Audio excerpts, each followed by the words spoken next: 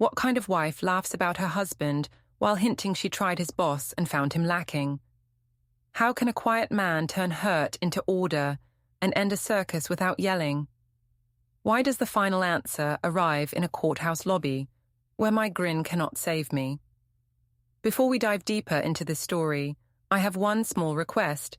Please subscribe, drop a like, comment, and hit that hype button to boost this channel so more people can discover these incredible stories.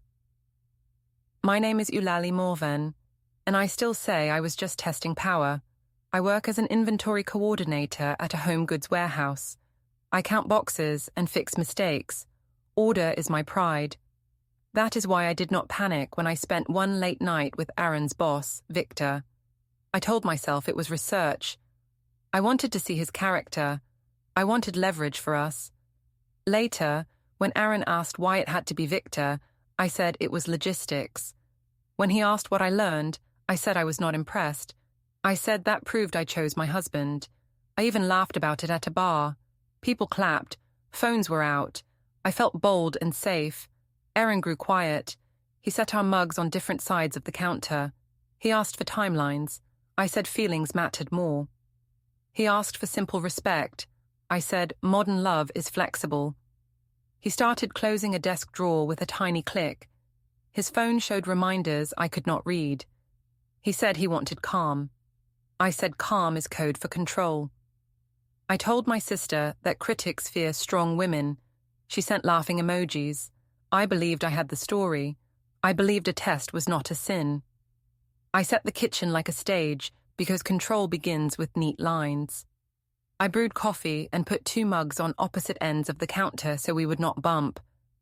I opened the blinds to let in a careful strip of daylight. Aaron walked in with the quiet step that always makes a room pause. He asked if I slept. I said I did and that yesterday was only a test, not a sin. He asked why the test had to be his boss. I said logistics, timing, city noise, and safety. He asked what I learned. I said I was not impressed and that this proved my choice of husband. I smiled like a teacher. I thought that tone would settle things. He placed his mug far from mine and studied the steam. He asked for simple times and simple places. I said, feelings matter more than stamps. He asked if I understood respect. I said, respect is flexible in modern love. He said, trust likes straight roads. I said, curves are safer on hills. He looked at the wall calendar and did not argue. On his phone, a small box flashed and faded. Downtown, 3:40 p.m. He turned the screen face down. I said errands were fine if he did not use them to hide. He said calm is not hiding. I went to the bedroom for my sweater. The small desk drawer stood open a finger's width. When I stepped in, I heard a tiny metal kiss, and the drawer clicked shut. He said he was tidying cables and passports. I said nothing in here walks off by itself. He did not defend it. A black notebook lay square on the dresser with a pen lined up like a ruler. I asked if he was taking notes about me. He said order helps when the house gets loud. I said the house is loud only because people envy us. He said envy does not set mugs on opposite counters. I returned to the kitchen and switched tactics. I said Victor had put on a show, and I had seen through it, and that was good for us. Aaron asked why I laughed about it at a bar if it was serious research. I said, laughter is a tool to move a crowd. He asked if the crowd needed moving more than our marriage needed quiet. I said, quiet is for people who cannot handle light. He said, light is fine. Heat burns. I rolled my eyes at the line because it sounded practiced. My sister Piper sent a string of laughing emojis and a crown. She wrote that I was bold for saying I was not impressed. I held the screen where Aaron could see the brightness. He asked if Piper lived with us. I said family support counts. He said family silence counts too. I told him his mother judges me with narrow eyes. He said his mother asks for plain respect. I said plain is boring, and then I kissed the air like a joke. He rinsed a spoon and aligned it square to the counter edge. He asked if I would repeat the not impressed line to Victor's face. I said I could, and that Victor would agree, because men respect honesty. He said some men enjoy noise. I said I know noise, I manage it daily at work. He asked if I had slept or only tested. I said I lay in a guest bed, with a blanket, and kept my shoes on. He asked if I called home. I said my battery was low, and the city was not safe. He said other phones exist. I said it was late. He asked again for times. I told him we were stuck on tiny details. He said tiny details build bridges that hold weight. On the dresser, his phone gave a soft glow with a line of text. Follow-up sat on the banner and then slid away.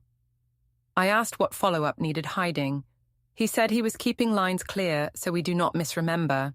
I said misremembering is not a crime. He said clarity is not a threat. He took the phone and walked to the bedroom. The door closed with a polite click. After a second, the printer in the office gave a small whir, then fed a single blank page to the tray, like a tongue that wanted to speak and swallowed instead. I told myself that blank pages meant nothing. I told myself I had the story and the room and the future. I straightened the dish towel and checked my reflection in the kettle. I liked what I saw, a woman who tested power and chose her home. I reached for my bag, already planning the rooftop after work, where people would understand tone and strength. I met the crew on a rooftop bar because string lights make people listen. The air was sweet, and the city looked like a stage. I told the circle the night with Victor was only research. I said I learned he was not impressive, and that proved I chose my husband. A few people cheered. Someone lifted a phone. I kept my smile firm and my voice slow, the way I do when donors want a show without calling it a show. I said, strong wives protect futures by testing power. A stranger's camera light popped. I kept my chin up. We drifted to the smoking patio, where a heat lamp hummed like a small engine. I repeated the neat line for latecomers. I said loyalty is loud. I proved it in public. I said Aaron was safe because I was honest. A friend said the line again for a video, and I nodded like a queen. Phones hovered, patient and bright. I told myself I was setting the narrative in stone. I told myself a crowd is a witness that never lies. Back at the warehouse office, my manager Cara sent a message asking for a quick word. I stepped into the little HR nook near the break room. She asked if I knew a clip was traveling. I said, people love to make art out of nothing. She said our clients see our faces before they see our spreadsheets. I said private life is private. She said private turned public the second I faced a lens and sold a punchline. I said this smelled like misogyny. She said it sounded like risk. She asked if I could ask Piper to take the post down. I said my sister is her own person. She said clients are their own people too, and can move orders. I said no act happened. She said harmless things do not need a microphone. I thanked her for the support with a smile that closes doors. At home, I found Aaron at the table with headphones on. On his laptop, a spreadsheet sat open with initials and dates in small, tidy cells. He pressed a key and the window minimized so fast it felt rehearsed. In the corner, a cloud sync pop-up slid up and faded. File uploaded successfully. I said he was turning our marriage into inventory. He said, records help when stories wobble. I said only guilty people collect receipts. He said only careful people keep them. I moved to the bookshelf and slid out a thin binder labeled Utilities. It was heavier than bills. Inside were tabs with meter photos, dates in pencil, neat color flags. I said this felt obsessive. He said it saved time when companies get confused. I asked why the binder had grown so much this month. He said time adds pages. On the table lay a clipboard that showed one word at the top, statement. I asked what statement he was writing. He said silence can be a statement. I laughed like that was cute and said silence is passive. He said silence is strong when it keeps order. My phone vibrated with a group chat ping. Piper had captioned my rooftop line with a flame and a crown. Comments stacked like bricks. I typed a heart and put the phone down like it was hot. I told Aaron we should host people so they see we are fine. He said, performance will not help. I said, performance teaches the room. He said we were not a room. He asked again for times. I told him again that feelings matter more. He lined his spoon with the counter edge and took a breath through his nose. I asked if he told Victor anything at work. He said he sticks to tasks. I said tasks are a shield. He said boundaries are shields. I said I used honesty to shield us. He said I used a crowd to hide us. I said he was upset because he thinks Victor is above him. He said no one is above respect. I said Victor is ridiculous and weak, and that I was not impressed at all. He said I seemed impressed by the applause. I said applause keeps fear small. He said it keeps wounds loud. He stood to rinse his mug. On his phone, a small reminder flashed and vanished. Meeting, personal. He set it face down without a word. I said secrets rot houses. He said order repairs them. I asked if he was leaving me. He said he was not leaving this moment. I said that meant later. He said it meant careful. He wiped the counter in one straight motion, then looked at the wall. I followed his eyes to the calendar and saw a single date circled in red. No note sat under it. I felt a pinch under my ribs and told myself it was hunger. I walked to the bedroom to change for a rooftop encore. The guest bed looked a little too smooth, and then a little not smooth, like a hand had tested the sheet. I pressed the fabric flat and told myself laundry shifts things. In the office corner, the printer tray still held the blank page from morning. The smell of warm toner lingered, faint and dry. I said to the air that paperwork was not love. The air did not argue. I took a selfie in the mirror and smiled like a woman who wins crowds. As I left, Aaron asked if I would be home for dinner. I said maybe, depending on who needed me. He said he hoped my friends would need me less. I said I hoped his binders would need him less. He said one can hope. He watched me tie my shoes like a person measuring a bridge. I told myself he would cool by Friday. I told myself the city rewards truth. I told myself a test is not a sin, and a joke is medicine. Uncle Benno's birthday pulled everyone to the community centre hall. Long tables ran under paper lanterns. Plastic cups clicked. Spaghetti steam fogged the air. I arrived late so eyes would land on me first. I carried a bakery box like a trophy. People clapped. Aaron sat 2 seats from Ruth with his shoulders neat and his eyes on the napkin. I told myself one good scene would fix the week. I warmed the table with small jokes. I told a cousin that the rooftop clip was only humour, that big cities breathe better when women speak plain. I said my not impressed line proved I chose my husband over his boss. The cousin laughed and said I was brave. I took the word and held it in my mouth like a mint. I looked down the table at Aaron to show I was protecting us. He drank water, slow and exact. Piper slid in across from me with her phone already awake. She asked if I would own it for the older aunts. I said I was born to own it. She told Aunt Lena I had standards and a rule for tests. Aunt Lena raised an eyebrow. I said I'd test power to keep love safe. People hummed. Forks paused. Ethan's co-worker, Jared, 2 tables over, glanced our way and then went back to his plate with the careful face of a man who sees weather. Uncle Benno tapped a spoon to a glass.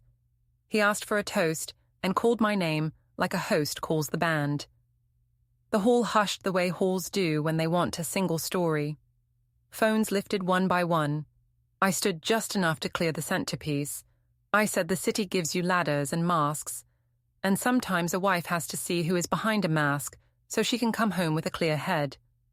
I said the boss tried to impress me and failed. I said failure is good for men who think they are made of gold. I said my husband is iron, steady and real. People laughed in relief. A camera flash popped from the second table. Another phone's red light blinked. I pretended the lights were mine. I added a second line because I love a clean tag. I said I was not impressed and that a test is not a sin. The chant started small. Say it again. and rolled down the table like a slow wave. I said it again, with a smile a hair bigger. I did not look at Aaron. I told myself I was shielding him by directing the room. I told myself shields can look like jokes. After cake, knots of people drifted toward the smoking patio. The concrete was damp from an old rinse. A heat lamp buzzed like a tired bee. I wanted to catch the ones who missed my moment. I retold the line for a phone that needed it, then another. Someone asked if Victor knew I said it. I said men like Victor hear everything late. Another camera rose. Jared stepped out to take a call and ended up near the railing within earshot. I told myself coworkers are still civilians. On the walk home, I stopped at the supermarket for seltzer and paper towels. At checkout, the cashier paused, looked at her phone, then looked up at me with a kind of careful face I recognize from the clinic in my head, where judgment pretends to be service. She asked if I needed a bag. I said no. Behind me, Mrs. Morrow from our floor stared at her own screen, then at me, then at her screen again. In the sneeze guard, I saw a small reflection of my smile from the toast. I tilted my chin so it would look decisive. The hallway outside our apartment was quiet like a waiting room. As I put the key in, footsteps slowed beyond the corner and paused, soft soles measuring something, and then moved on. Inside, the air held a faint toner smell, the way night hair holds last rain. The printer tray showed a dusting line where paper had slid. By Aaron's keys sat a sticky note. Bring forms. The new dark blue key on his ring had a rubber edge now. It looked like it belonged to a door I had not met. In the bedroom, the guest bed was just slightly wrong. The sheet pulled a finger's width off straight. I told myself laundry shifts things. I palmed it flat, then smoothed the duvet like I was closing a file. Aaron stepped into the doorway and asked if the party was fun. I said the toast went perfectly. He asked if I was done now. I said I was clarifying. He said clarity does not need a stage. I said families fear new language. He said families know old respect. He took a breath through his nose and went to the office corner. A drawer shut with a small, exact click. I watched his back and told myself I still had the room. We met Ruth and Noah at the park the next morning. The sky was a clean blue cut by kite tails. The slides burned gold like coins. I told myself I would be the fun aunt so the story could soften. I pushed Noah on the swing and told him I had stickers for his science folder. He laughed once and then glanced at the bench where Aaron would usually sit. He asked where Uncle Aaron was. I said he was taking a walk for air. Across the grass, Aaron paced the perimeter with his phone at his ear. The screen said private where a name should be. He moved slow and steady, tracing the same rectangle like he was measuring a field for posts. Ruth arrived with cut apples and a small thermos of tea. She greeted Noah first. She gave me a thin, kind smile and asked how the week was going. I said it was loud online but calm at home. She said calm is a verb, not a word. I said jokes keep rooms soft. She said respect keeps rooms steady. I said people need to grow thicker skin. She said children do not need thicker skin. They need adults to be quiet. Her tone was soft. It felt like a hand on my wrist. Noah slowed the swing with his shoes and asked why Uncle Aaron sleeps on the couch now. He asked it like he was reading from a worksheet. The question hit the air and hung there, bold and pure. I said adults sometimes nap in different places for back pain. He nodded as if the line could hold until a later class. He asked if I slept in a different bed because of back pain too. I said yes, and that the city can be unsafe at night. He looked at the ground. Ruth watched me and said, peace needs truth. I said I told the truth. She said truth without respect is thin. I told myself she practiced that line in the mirror. I hated how it fit. Aaron returned and asked if we were ready to walk to the car. He set his phone face down on the bench. The screen still glowed with the tail of the call. I asked about the meeting. He said it was personal. I said, personal belongs to us. He said personal also needs order. I said, order is a cage. He said order is a fence that keeps gardens alive. I said he had taken that from a poster in a school. He said he had taken it from last week. On the way home, we stopped at the pharmacy because I said I needed cotton pads. In the queue, Mrs. Morrow stood behind me again. She asked how I was holding up. I said fine, and that online weather changes every hour. She said she hoped the week calmed and that everyone chose kindness. I smiled like a sticker and turned toward a rack of gift cards. In the reflection of the cooler door, I saw the side of my own face and did not like it. We chose the stairs over the elevator because I said I needed steps. On the landing, I told Aaron I wanted to speak before we went inside. I said I was sorry his feelings were hurt, but that tests are not sins. I said he was making a simple week into a trial. He said labels do not shrink actions. I said banter keeps couples flexible. He said our marriage is not a debate team. I said his distance felt like punishment. He said it was a boundary while he thinks. I said thinking is stalling. He said rushing is damage. I slid my key into the lock. From inside came a low chew, the short sound a shredder makes when it eats a single page. The hum stopped the instant the door opened. The living room looked like a reset stage. Cushions squared, remotes parallel, shoes aligned. On the console, the mail was flipped face down in tidy stacks. Beside the router sat a small USB stick with today's date on a white label.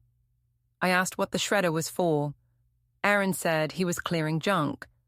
I asked why the USB had a date.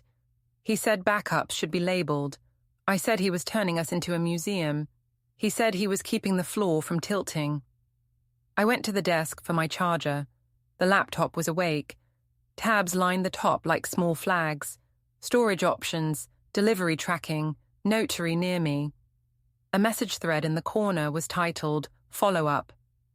A preview line blinked once and then vanished, as if pinched closed from the other side. I shut the lid with 2 careful fingers and said he was acting like a clerk, not a husband.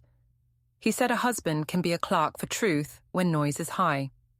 I said the noise was other people. He said the noise was me. Piper texted from across town.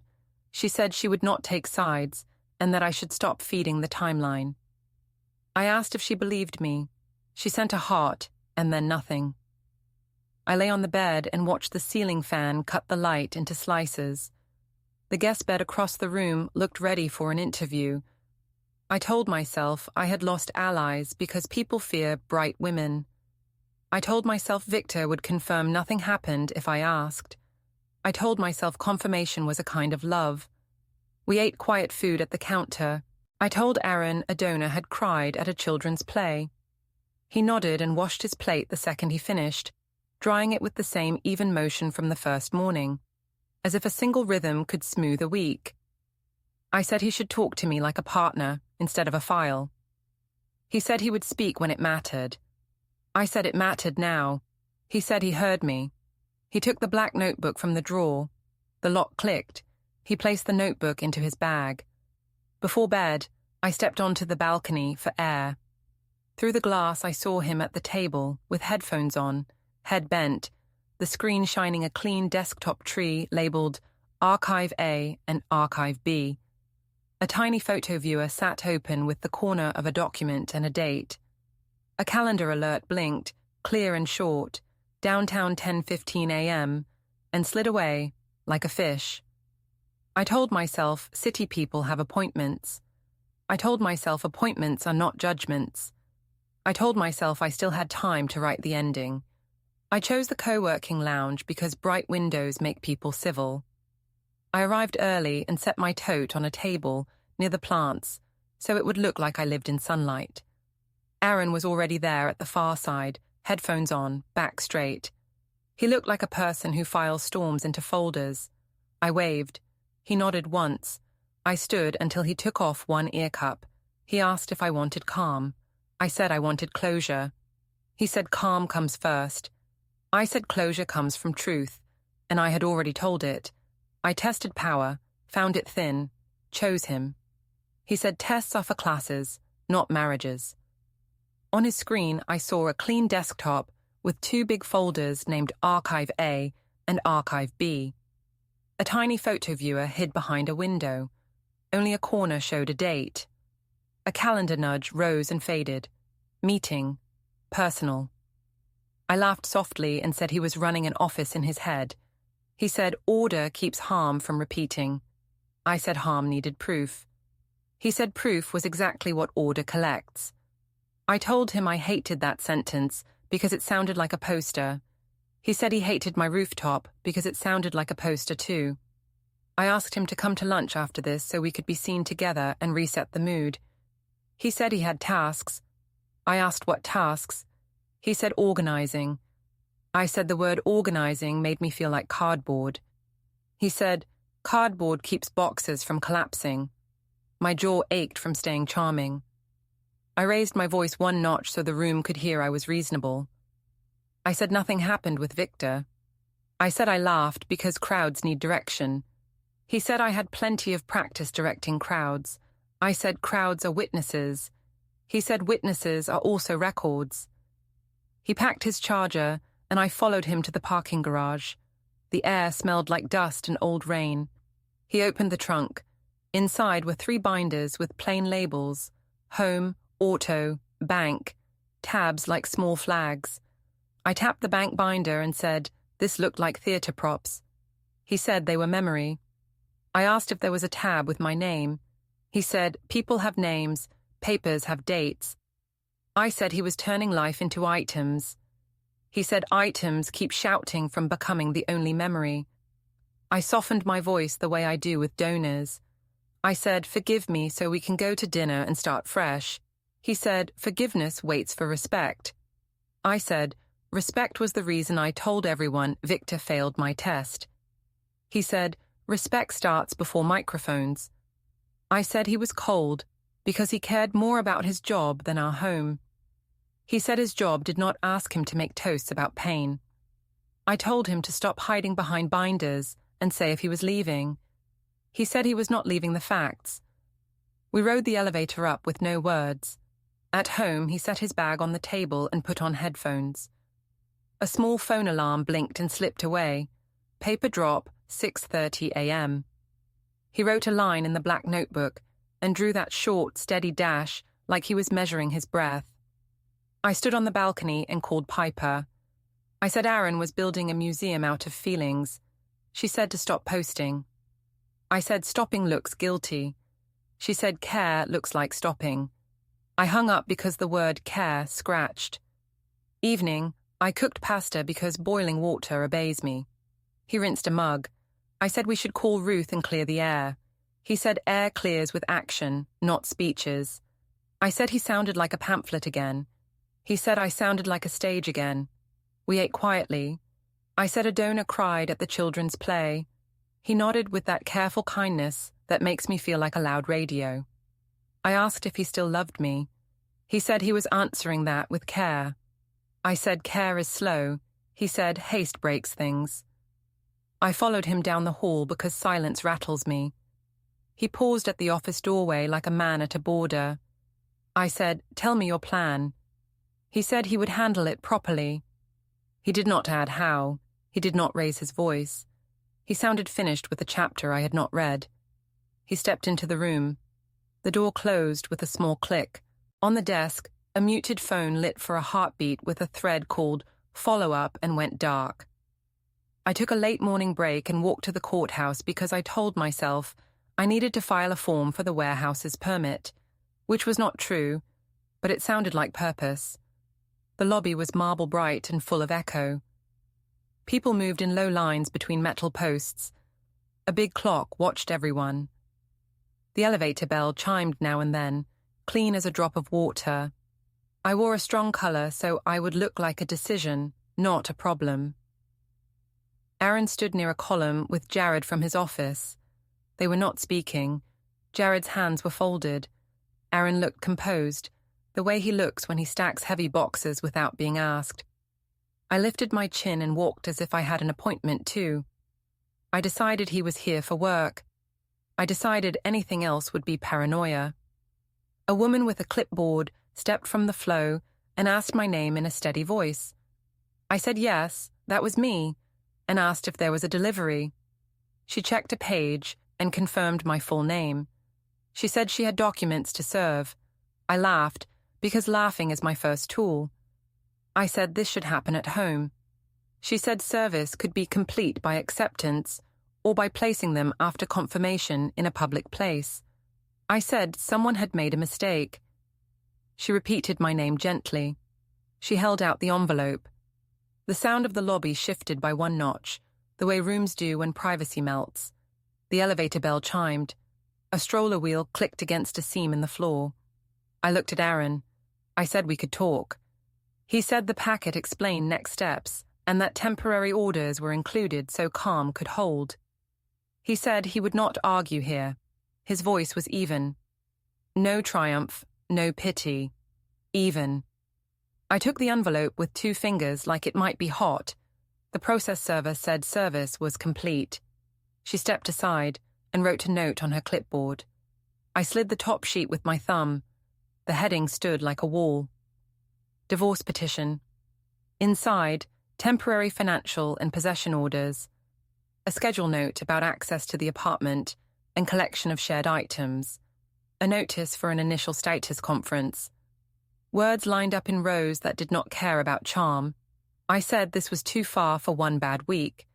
He said this reached back further than 1 week. I said he was ruining my image at work. He said work can be rescheduled, respect cannot. I said he could have done this privately.